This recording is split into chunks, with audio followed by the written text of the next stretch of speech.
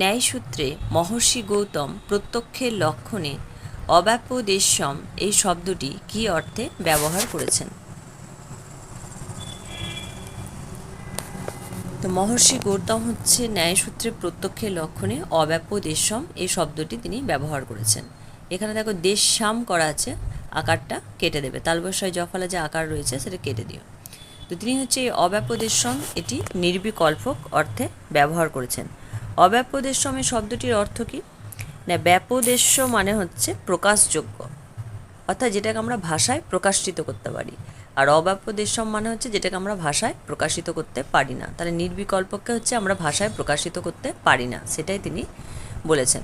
এই নির্বিকল্পক সবিকল্পক কাকে বলে সেটা যদি জানতে চাও, আমার আগের ভিডিওতে আমি ডিটেলসে আলোচনা করেছি, জেনে নিও।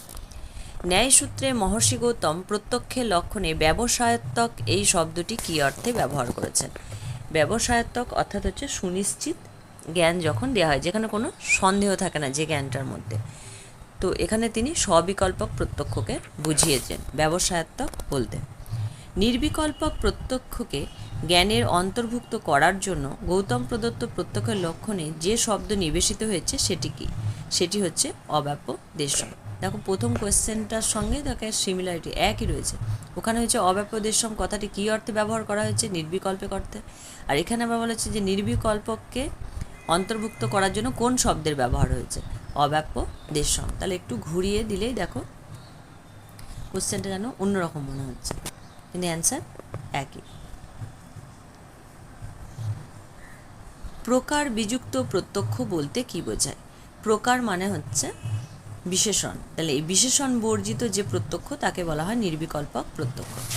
তাই নির্বিকল্পক এবং সবিকল্প প্রত্যক্ষ আমরা সহজভাবে বলতে গেলে বোঝায়, নির্বিকল্প প্রত্যক্ষ হচ্ছে যে লৌকিক প্রত্যক্ষে কেবলমাত্র বস্তুর অস্তিত্বটাকে জানা যায়। যেমন ধর আমি যদি বলি যে এটি একটি ফল, এটি কোন ফল সেটা আমি জানি না, এটা আপেল না আম না আঙ্গুর সেটা নয়, আমি শুধুই বলছি এটি একটি ফল, তাহলে এই সম্পর্কে আমার কোনো ধারণা নেই, তখন আমরা বলি যে এটি একটি ফল।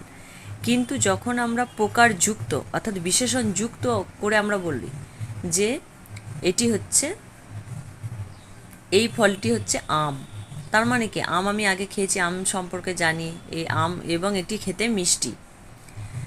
তো এই যে গুণযুক্ত যখন আমি সেটাকে বলছি, যেটা মিষ্টি, পাকা আম খুব দেখতে একটু হলুদ হয়, কাঁচা আম সবুজ হয়, এই যে গুণগুলোকে আমি যখন বলছি তখন, তাহলে গুণযুক্ত যখন অর্থাৎ প্রকারযুক্ত যখন আমি সেই জিনিসটা সম্পর্কে বলছি সেটা হচ্ছে সবিকল্পক প্রত্যক্ষ।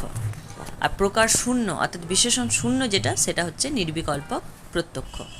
এই নিষ্প্রকারক শব্দের অর্থ কী? তার মনে হচ্ছে প্রকার শূন্য বা বিশেষণ শূন্য। নির্বিকল্পক প্রত্যক্ষের বৈশিষ্ট্য কী? নির্বিকল্পক প্রত্যক্ষের বৈশিষ্ট্য হচ্ছে অবিশিষ্ট বস্তুর জ্ঞান দেয়, এবং সেই বস্তুটা সম্পর্কে আমি সেইভাবে জানি না, অবিশিষ্ট, যে এটা একটা ফল, এটা কী ফল আমি জানি না। আর সবিকল্প প্রত্যক্ষের বৈশিষ্ট্য হচ্ছে বিশিষ্ট বস্তু সম্পর্কে জ্ঞান দেয়, সেই জিনিসটা সম্পর্কে সে জানে, জেনে বলে যে এটা একটা আম, এটা একটা কলা, এটা একটা আপেল। তাহলে সবিকল্প প্রত্যক্ষ হচ্ছে বিশিষ্ট বস্তু জ্ঞান দেয়। ন্যায়মতে নির্বিকল্পক প্রত্যক্ষের ক্ষেত্রে প্রমাণটি কী? প্রমাণটি হচ্ছে অনুমান। এটা অনুমান করে বলা হয় যে এটা একটি ফল। বিশেষণ বর্জিত বস্তুর স্বরূপ মাত্রকে বিষয় করে যে প্রত্যক্ষ হয় তাকে কি বলা হয়?